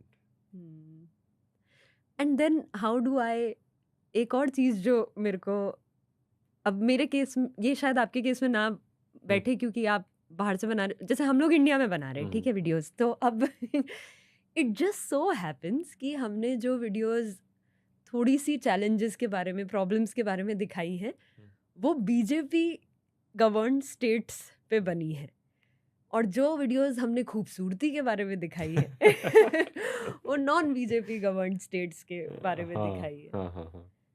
तो क्या अब मेरे को ऐसा सोचना चाहिए कि अब मैं खूबसूरती बीजेपी स्टेट्स में भी ढूंढूं और प्रॉब्लम्स नॉन बीजेपी स्टेट्स नहीं, में भी ये ढूंढूं? शॉर्ट टर्म का प्रॉब्लम है, क्योंकि लॉन्ग टर्म में जब आपका लोग कंटेंट देखेंगे, इवेंचुअली कल को कोई non BJP state BJP state बन जाएगी, कोई BJP state non BJP state बन जाएगी। पार्टीज तो बदलती रहती हैं वहाँ पे, लेकिन आपने जो कंटेंट दिखाया है वो एक स्टेट का है फर्स्ट एंड फॉरमोस्ट, किसी पार्टी का नहीं है वो। क्योंकि स्टेट हमेशा वही रहेगी आज से 10-15 साल बाद भी। अभी वोट चोरी की बात राहुल गांधी ने रखी, हमने एक वीडियो बनाई, उसमें एक फैक्चुअल मिस्टेक थी, तो हमें वो वीडियो हटानी पड़ी। अच्छा। लेकिन वो वीडियो जैसे ही बाहर गई, पहली बार हमारे कमेंट सेक्शन में हमने देखा कि आईटी सेल क्या होता है। हाँ पहली बार देखा। आपने तो बहुत बार देखा होगा। तो कौन से ऐसे इंस्टेंसेस है जिसमें आईटी सेल या फिर मेन स्ट्रीम मीडिया ने ध्रुव को अटैक किया है? बहुत बार देखा है मैंने कि वो पता लग जाता है उनके, अगर यूट्यूब पे स्पेशली अगर आप देखोगे कि जो कमेंट्स होते हैं सेम फ्रेजेस का यूज़ कर रहे हैं वो। एक जैसे मेरा वीडियो मैंने फॉरेन पॉलिसी को क्रिटिसाइज करते हुए बनाया है, आप देखो उसके कमेंट्स जाके देखो एक बारी। अब तो नॉर्मल लोगों के कमेंट्स आ गए हैं आई थिंक। तो एक समय पर इसके सारे कमेंट्स में एक ही चीज़ लिखी थी कि there are no permanent friends और एनिमीज इन जियोपॉलिटिक्स। सारे कमेंट सेम कह रहे थे। हाँ, सेम सी चीज़ें कह रहे थे वो। ये कहीं ना कहीं दिखाने के लिए कि जो भी फॉरेन पॉलिसी है वो डिजास्टर नहीं है, जो मैं कहना चाह रहा हूँ इस वीडियो में, बल्कि वो तो ऐसी ही होती है फॉरेन पॉलिसी। आज कोई दोस्त है, कल कोई दुश्मन बन जाता है। तो जिन जिन वीडियोस में मुझे आईटी सेल का वो देखने को मिलता है, उसमें एक तो नंबर ऑफ कमेंट्स एकदम से बहुत ज़्यादा बढ़ जाएंगे, और जो जो अकाउंट्स वो कमेंट कर रहे हैं उन अकाउंट्स में एक पैटर्न देखने को मिलता है। एक नाम आएगा, उसके बाद डैश और फिर रैंडम जम्बल्ड 6 लेटर वर्ड्स। हाँ, जैसे वो पासवर्ड टाइप नहीं करते हम, जो वो बनाते हैं। हाँ, तो बड़े आराम से पता लग जाता है कि ये एक मैन्युफैक्चर्ड वो है जो अटैक है जो किया जा रहा है। हमारे केस में कई बार हम उन अकाउंट्स के अंदर जाते हैं तो उनके डिस्क्रिप्शन में ऑरेंज झंडा बना हुआ होता है। हाँ, वो भी होता है। और कोई पोस्ट नहीं होता कोई उनके पोस्ट नहीं फीड में। होता। अच्छा, आपने इंस्टाग्राम पे देखा होगा। इंस्टाग्राम पे हाँ, जब हम हाँ। देखते हैं तब। अच्छा, एक अच्छी चीज़ ये है कि वो जितना भी आपको इन्फ्लुएंस करने की कोशिश कर लें, अगर आप इन्फ्लुएंस नहीं हो रहे, वो कुछ नहीं कर पाएंगे, क्योंकि आपकी ऑडियंस को पता है सच क्या है। आपकी ऑडियंस कहीं नहीं जा रही है। हाँ, कैसे ये चीज अपने आप को फील कराते हो कि ये बहुत बार हुई मेरे साथ ये चीज़। हाँ, जब भी मैंने कोई वीडियो बनाया, ऐसे एकदम से ट्रोल्स आए और सेम से कमेंट सबने करने शुरू कर दिए इमीडिएटली आकर, और उनके कमेंट्स देखकर लग रहा था उन्होंने वीडियो भी नहीं देखा है। हाँ। तो ये जब पहली बार हुआ ध्रुव के साथ कि कोई वीडियो ऐसी बनाई जिसमें बहुत सारा क्रिटिसिज्म आ रहा है या फिर एक पर्टिकुलर टाइप का ही क्रिटिसिज्म आ रहा है, क्या माइंडसेट था उस समय और अब कैसे वो डिफरेंट? सेम ही था, मैं ऑब्जर्व कर रहा था चीज़ों को और I was trying to understand कि क्या हो रहा है। इवन आपने ये देखा होगा कि ये जो बीजेपी आईटी सेल है, इसके कई ट्विटर अकाउंट्स हैं, इनके कई इंस्टाग्राम पेजेस हैं। जब भी कोई चीज़ होती है मेरे अगेंस्ट, इन्हें कुछ मिलता है तो सब साथ में शेयर करते हैं उसे, सेम सी चीज़ें लिख कर हमेशा। कोई क्लिप वीडियो से निकाल के आउट ऑफ कॉन्टेक्स्ट इन्हें ले जानी हो तो सारे पेजेस पर एक ही दिन में आ जाती है वो चीज़।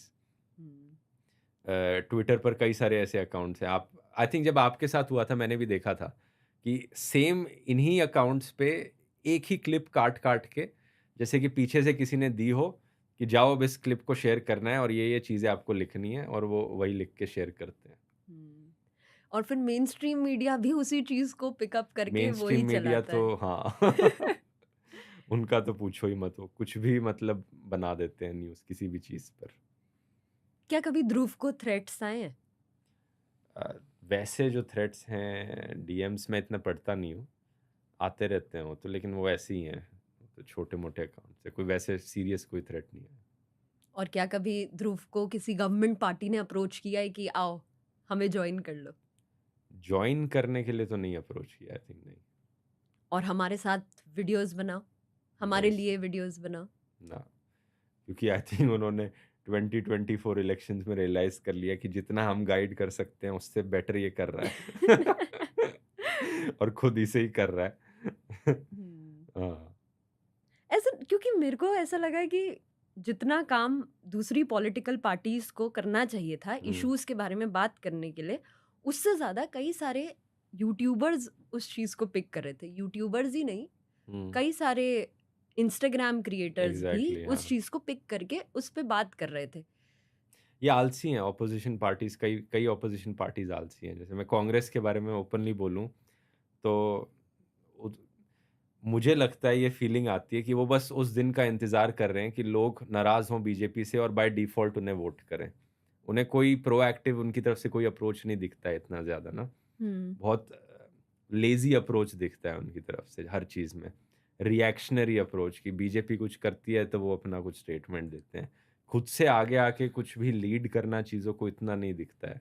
कि खुद एक्चुअली प्रॉब्लम्स बताना एग्जैक्टली कि इस हाँ, मिनिस्टर ने अगर ये कोई सेक्सिस्ट स्टेटमेंट दी है या फिर हाँ। कोई रिलीजियस सेंटिमेंट, रिलीजियस चीज को बहुत बड़ा चढ़ा के बोला है, तो हाँ। वो अभी गट्स नहीं है हाँ, किसी भी और वो पार्टी के ट्विटर पे एक पास। दो ट्वीट कर देते हैं लेकिन फिर कुछ आगे उसको कैरी ऑन नहीं करते उस मोमेंटम को कभी भी। काफी लोग कहते हैं कि हम्म। ध्रुव राठी की वजह से ये सीट्स कम मिली बीजेपी को। ध्रुव राठी मानता है कि ऐसा हुआ सच्ची में? जैसा मैंने कहा बहुत सारे फैक्टर्स होते हैं क्या, और आई थिंक कई सारे फैक्टर्स साथ में अलाइन किए उस वक्त, one of which was this. तो to some extent yes, but कितना बड़ा फैक्टर था ये बताना इम्पॉसिबल है। और क्या इंडिया में elections, is India still a democracy? in some ways yes, in some ways not. I mean ये कोई वो नहीं है, yes और no वाला क्वेश्चन नहीं है, ये एक स्पेक्ट्रम है, डेमोक्रेसी, डिक्टेटरशिप, और हम कहीं ना कहीं यहाँ बीच में इस तरफ लाए करते हैं। हाँ, ये वर्ड ध्रुव ने चाट लिया, हर जगह यूज किया, हाँ डिक्टेटरशिप। हाँ हाँ, ये बोला कि India is going towards a direction जो वन पार्टी अगेंस्ट डेमोक्रेसी है। क्यों बोला, क्यों इतना हार्ड वर्ड यूज करना पड़ा? बिकॉज जो चीज़ें हो रही थी उस वक्त, ऑपोजिशन लीडर्स को जेल में डाल देना, ये चीज़ें अभी भी हो रही हैं। सोनम वांगचुक जेल में है, और इलेक्टोरल बॉन्ड्स जो अपने आप में ही एक अनकॉन्स्टिट्यूशनल चीज़ है। बाद में सुप्रीम कोर्ट ने इसे हटा भी दिया था, इन बॉन्ड्स को। कांग्रेस की जो फंडिंग है उस पर रोक लगा देना, एक प्लेइंग फील्ड नहीं है यहाँ पर, एक लेवल प्लेइंग फील्ड नहीं है यहाँ पर गवर्नमेंट की और ऑपोजिशन पार्टीज की, यहाँ पे रूलिंग पार्टी और ऑपोजिशन पार्टीज के बीच में। तो एक डेमोक्रेसी में लेवल प्लेइंग फील्ड होनी बहुत ज़रूरी है कि जो लोग इलेक्शन लड़ रहे हैं उन सबको इक्वल मौका मिले इलेक्शन जीतने का, और यहाँ पर किसी भी हालत में वैसा नहीं था। अगर ये लेवल प्लेइंग फील्ड होती तो ये 240 सीट्स भी नहीं आती, ये 100 के आसपास रहती है सीट्स। और ये हर एस्पेक्ट से मैं कह रहा हूँ, क्योंकि मीडिया का भी यहाँ पे रोल है कि मीडिया मोर और लेस इक्वल कवरेज दे कि जो रूलिंग पार्टी के पॉलिटिशियंस बोल रहे हैं, जो अपोजिशन पार्टी के पॉलिटिशियंस बोल रहे हैं, दोनों की बातों को रखने का मौका दिया जाए, जो कि मीडिया ने नहीं दिया। फंडिंग के का यहाँ पर एक लेवल प्लेइंग फील्ड होना चाहिए था, जो कि इलेक्टोरल बॉन्ड्स की वजह से नहीं हुआ। एक पार्टी के पास 10 गुना 20 गुना ज़्यादा पैसे हैं as compared to all other parties combined. पैसों में भी लेवल प्लेइंग फील्ड नहीं हुआ। और फिर जो इलेक्शन कमीशन ने किया रूलिंग पार्टी को फेवर करना, तो ये सारे फैक्टर्स कहीं ना कहीं इसी तरफ इशारा करते हैं कि ये इतना जितना डेमोक्रेटिक हो सकता था उतना नहीं था ये। तो इसलिए मैंने इस स्ट्रॉन्ग वर्ड के लिए यूज़ किया, स्ट्रॉन्ग वर्ड का यूज़ किया। कैसा लीडर इंडिया को चाहिए, ये मैं आपसे जानना चाहती हूँ। एंड आप इसका आंसर एग्जाम्पल्स के थ्रू भी दे सकते हो कि इस लीडर से हम ये क्वालिटी ले सकते हैं, उस लीडर से हम ये क्वालिटी ले सकते हैं। What kind of leader does India need today?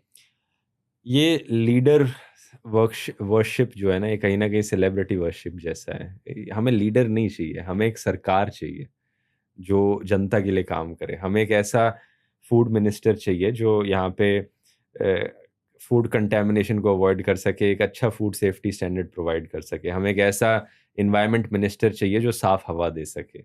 ये एक पूरी टीम का काम होता है। मोदी के आने के बाद ये परसेप्शन बिल्ड किया गया है कि एक स्ट्रॉन्ग लीडर होना चाहिए। कोई भी एक इंसान ये सब मैनेज नहीं कर सकता है। एक स्ट्रॉन्ग टीम की ज़रूरत होती है चीज़ें इम्प्लीमेंट करने के लिए, जिनको अथॉरिटी दी जाए कि वो खुद से काम करें। लेकिन यहाँ पे वो सारी अथॉरिटी छीन ली गई है। इवन चीफ मिनिस्टर्स के पास तक वो अथॉरिटी नहीं है खुद से काम करने की। वो भी नरेंद्र मोदी के अंडर पपेट्स बने हुए हैं सारे चीफ मिनिस्टर्स जो बीजेपी के हैं। कोई भी लीडर थोड़ा सा बड़ा होता है, थोड़ा सा इंडिपेंडेंटली डिसीजंस लेता है, उसे immediately cut down to size कर दिया जाता है।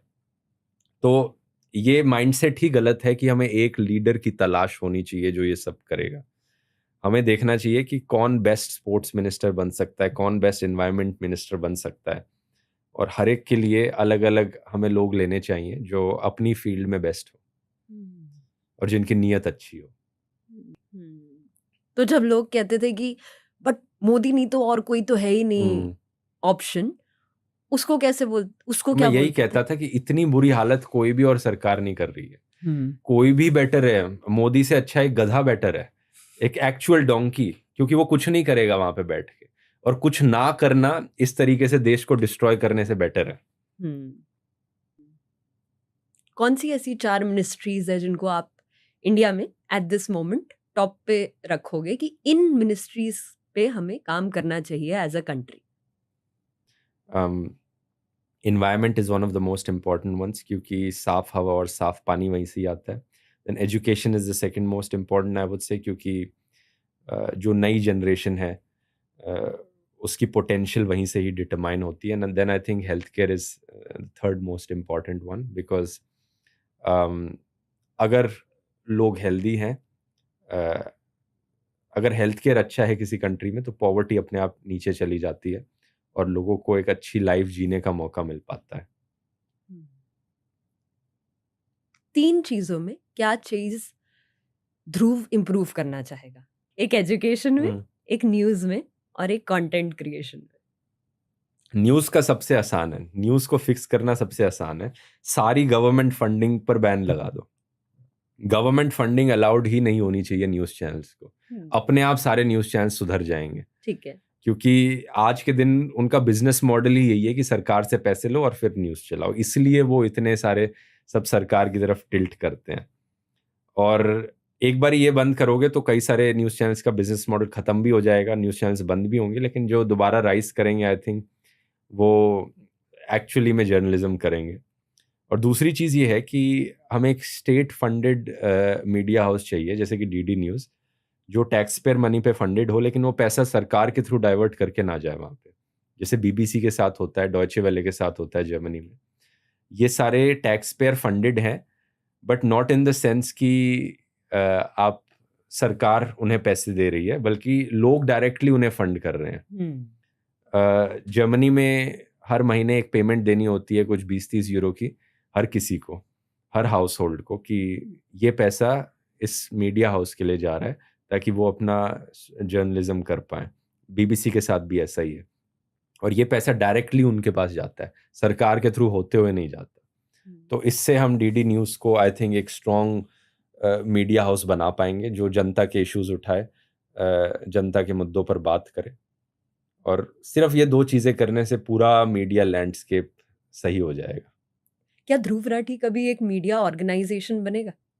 नहीं, मुझे इतना इंटरेस्ट नहीं है उसमें। एक चीज जो मैं पर्सनल डिलेमा फेस करती हूँ कि क्या मैं एक क्रिएटर हूँ, क्या मैं एक जर्नलिस्ट हूँ?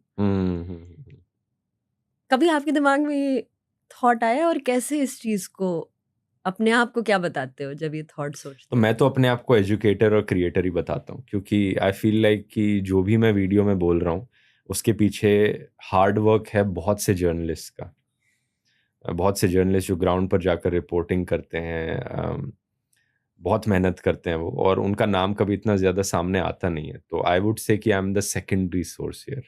हाँ, but for in your case I feel like you are the primary source also sometimes, because you go on the ground and report.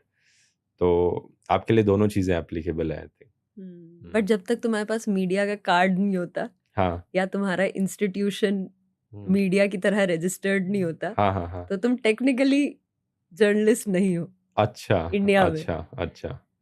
तो ये भी एक कॉम्प्लिकेशन तो है आप वहाँ पे। बोल लो, कहने के लिए आप क्रिएटर बोल लो अपने हाँ आप को। इसीलिए हम क्रिएटर बोलते हैं, बट लोग कमेंट्स में हाँ, जर्नलिस्ट लिखते हैं। हाँ। अब वो लोग असल में लोग उनसे कंपेयर करते हैं मेन स्ट्रीम जर्नलिस्ट से, तो ऑफ कोर्स उन्हें हमारा काम ज़्यादा जर्नलिज्म ओरिएंटेड लगता है एज कंपेयर टू जो भी जर्नलिस्ट कर रहे हैं आज के दिन, जो न्यूज़ एंकर्स कर रहे हैं। वो तो ये डिस्टिंक्शन भी ज़रूरी है आई थिंक न्यूज़ एंकर्स और जर्नलिस्ट में।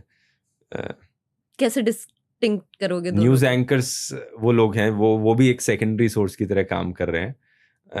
हर रोज़ 9 बजे आकर किसी चीज़ पर डिबेट करनी है। They're doing more of an entertainment thing, I would say, कि rather than journalism. एजुकेशन पे क्या चेंज चाहिए?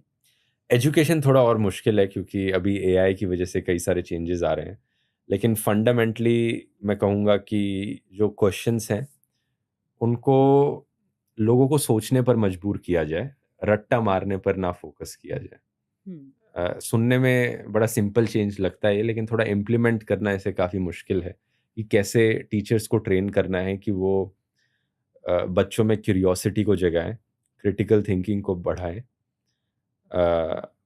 थैंकफुली मैं एक ऐसे स्कूल में पढ़ा था जहाँ पर ये सारी चीज़ें इंडिया में, मैं स्कूल का नाम नहीं लेना चाहूँगा, नहीं तो पता नहीं उन पे क्रैक डाउन करने लग जाए जहाँ पे इस तरीके से थोड़ा सा ऑल्टरनेटिव एजुकेशन प्रमोट किया गया था। स्कूल को बोले आपने ध्रुव राठी को प्रोड्यूस किया है, आप एंटी नेशनल स्कूल है। बोल सकते हैं, इनका कोई बिल्कुल। भरोसा नहीं है। बिल्कुल। लेकिन ये सारी वैल्यूज को सिखाना जरूरी है स्कूल में। इवन थिंग्स लाइक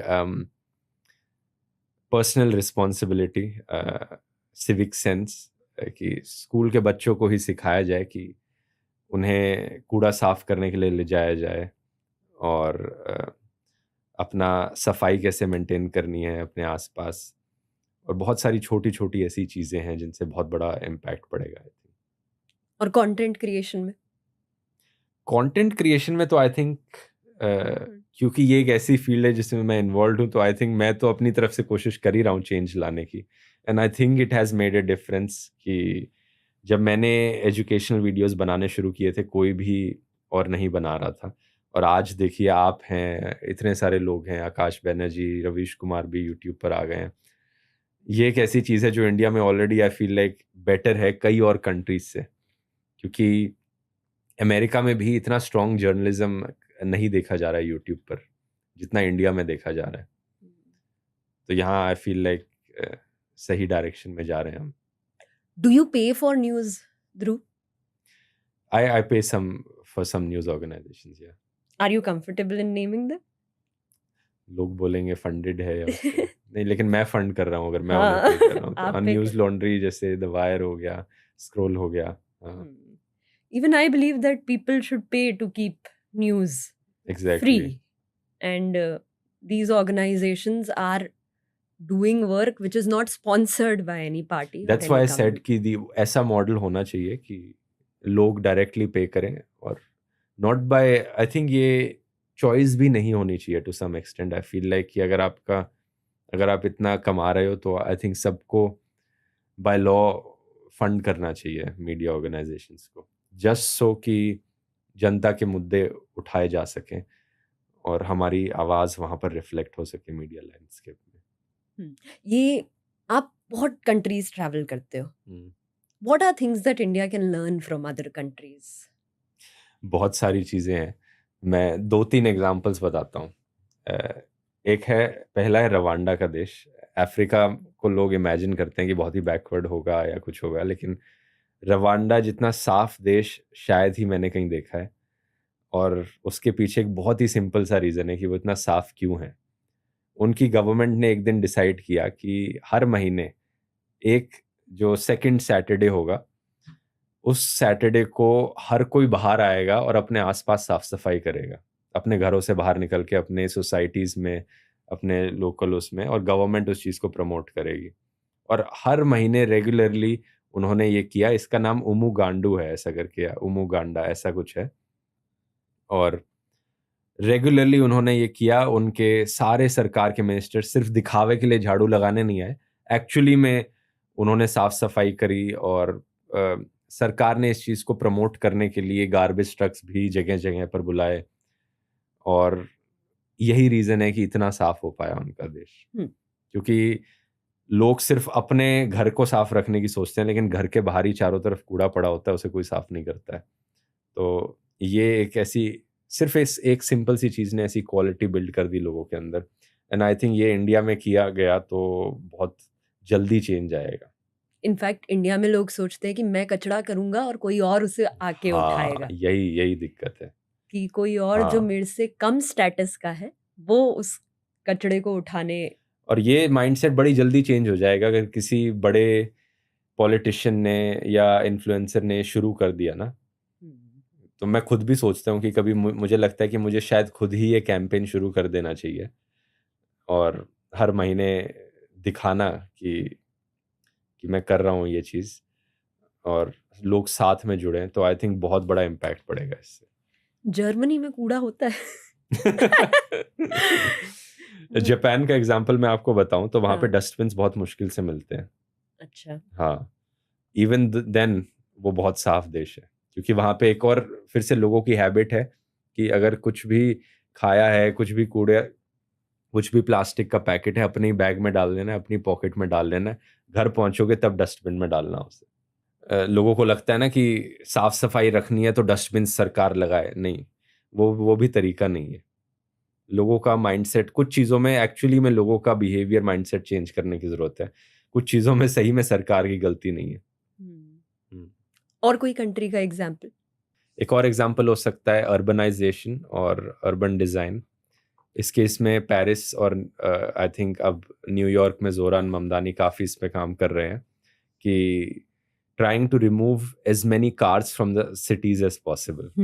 हाँ, ये आई थिंक बहुत ज़रूरी है, ना सिर्फ पोल्यूशन कम करने के लिए बल्कि लोगों को हेल्दी बनाने के लिए भी। और इट जस्ट मेक सेंस कि जब कोई भी जगह और वॉकेबल बन जाती है, फुटपाथ्स आते हैं और लोग साइकिल से छोटे मोटे डिस्टेंसेस ट्रैवल कर सकते हैं, तो अपने आप इतनी सारी गाड़ियां सड़कों से हट जाती हैं, शहर की हवा साफ हो जाती है और मज़ा आता है ऐसे शहर में रहने में एक्चुअली में, कि जहाँ पे आप बाहर बस निकलो और घूमने जा सको बिना गाड़ियों के, बिना शोर शराबे के और पोल्यूशन के। आई फील लाइक अभी इंडिया में तो एक घर होगा, उसकी 5 गाड़ियां होंगी। हाँ, और वो 5 गाड़ियां रोड में लगी हुई होंगी। हाँ, तो कोई जगह नहीं है वॉकिंग के लिए, कोई जगह नहीं है फॉर लेजर। एग्जैक्टली। हाँ, कहीं भी जाना है गाड़ी निकाल के जाना पड़ता है गाड़ी से। जबकि होना ऐसा चाहिए कि 90% चीज़ें, जैसा यूरोपियन शहरों में यही होता है कि 90% चीज़ें जो आपको घर से बाहर निकल के करनी है वो आप पैदल चल के कर सकते हो। कहीं दुकान पे कुछ खरीदने जाना है, सिनेमा हॉल में जाना है, या पैदल या साइकिल। जहाँ मैं रहता हूँ मैं कोई गाड़ी ओन नहीं करता, तो मैं साइकिल के थ्रू सिनेमा हॉल तक जा सकता हूँ, मॉल तक जा सकता हूँ, शॉपिंग करने जा सकता हूँ, किसी रेस्टोरेंट में खाने जा सकता हूँ। और इंडिया में बढ़ावा दिया जाता है एक गाड़ी ओन करने को। हाँ, क्योंकि वो एक स्टेटस सिंबल बन गया है गाड़ी। हाँ। Who is Dhruv's audience? I think इतना बड़ा नंबर है तो there's all kinds of people. बच्चे भी हैं, जब मैं जाता हूँ इंडिया में कहीं पे तो जो लोग मुझे पहचानते हैं उसमें बच्चे भी आते हैं, उनके पेरेंट्स भी आते हैं, यंगस्टर्स भी आते हैं और कई बुजुर्ग लोग भी आते हैं. तो I think it's very very mixed at this point. But जैसे आप इनसाइट्स देखते हो जब कितना परसेंट ऑडियंस 18 to 24% है, 25 to 35% मेजॉरिटी है? Is between 25 to 35. ओके. हाँ, माय एज बेसिकली. हाँ, अच्छा, एक चीज जो ध्रुव को कहते हैं कि भाई आपके पास कांग्रेस की फंडिंग है, जॉर्ज सोरोस की फंडिंग है, हर कमेंट दूसरा कमेंट यही लिखा हुआ आता है. I want to understand the breakup of a Dhruv Rathee business. I don't want to know the exact numbers. I would say कि 1/3 comes from AdSense, 1/3 from sponsorships, and the other 1/3 from my online courses. Okay, तो equally split है. Approximately equally है. थोड़ा change होते रहता है ये month by month, लेकिन अप्रोक्सीमेटली यही है. और एआई फिएस्टा को अलग बिजनेस कंसिडर. ये फिएस्टा अलग बिजनेस है. हाँ. Out of YouTube, Instagram, Twitter, किस पे सबसे ज्यादा टाइम बिताते हो? आई थिंक इक्वल होगा तीनों पे. यूट्यूब पे शायद सबसे ज्यादा है. ठीक है. ट्विटर तो इलॉन मस्क ने पूरा डिस्ट्रॉय कर दिया है. हाँ, इस पे बात करते हैं कि ट्विटर कैसा पूरा था. खराब करके रख दिया है उसने. क्या क्या बकवास करते रहता है वो, मुझे समझ में नहीं आता बिल्कुल.